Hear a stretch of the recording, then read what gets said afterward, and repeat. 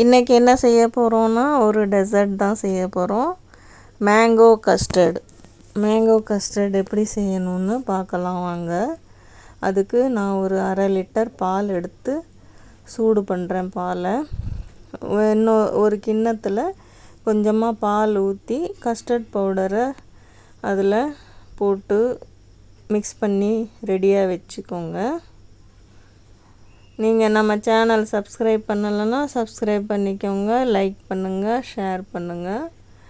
Mango கஸ்டர்டுக்கு ஒரு மாம்பழத்தை எடுத்து அதை நல்லா ஸ்லைஸ் போட்டு தோலெல்லாம் எடுத்துட்டு உள்ளே உள்ள சதையை மட்டும் நல்லா மிக்ஸி ஜாரில் போட்டு நைஸாக அரைச்சி வச்சுக்கலாம், பேஸ்ட் பண்ணி. பசங்களுக்கு இந்த மாதிரி செஞ்சு கொடுத்தா ரொம்ப நல்லது. கஸ்டர்டு பசங்க விரும்பி சாப்பிடுவாங்க. அதில் இந்த மேங்கோ ஆட் பண்ணி மேங்கோ டெசர்ட்டாகவும் செஞ்சு கொடுங்க, மேங்கோ கஸ்டர்டாக.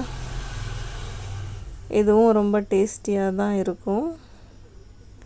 நான் ஃபஸ்ட்டு முறை தான் செய்கிறேன். கஸ்டர்ட் செஞ்சுருக்கேன், ஆனால் மேங்கோ கஸ்டர்ட் இப்போ தான் ஃபஸ்ட்டு முறை செய்கிறேன்.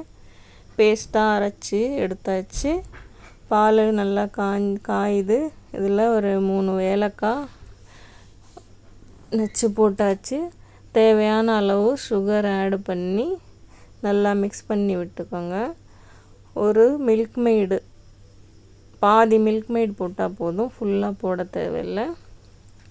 பாதி மில்க் மெய்டும் போட்டு ஆட் பண்ணிவிட்டு நம்ம மிக்ஸ் பண்ணி வச்சுருக்க கஸ்டர்ட் பவுடரை கொஞ்சம் கொஞ்சமாக ஊற்றி அதை கிண்டணும். நம்ம கிண்ட அது கொஞ்சம் திக்காயிட்டே இருக்கும்.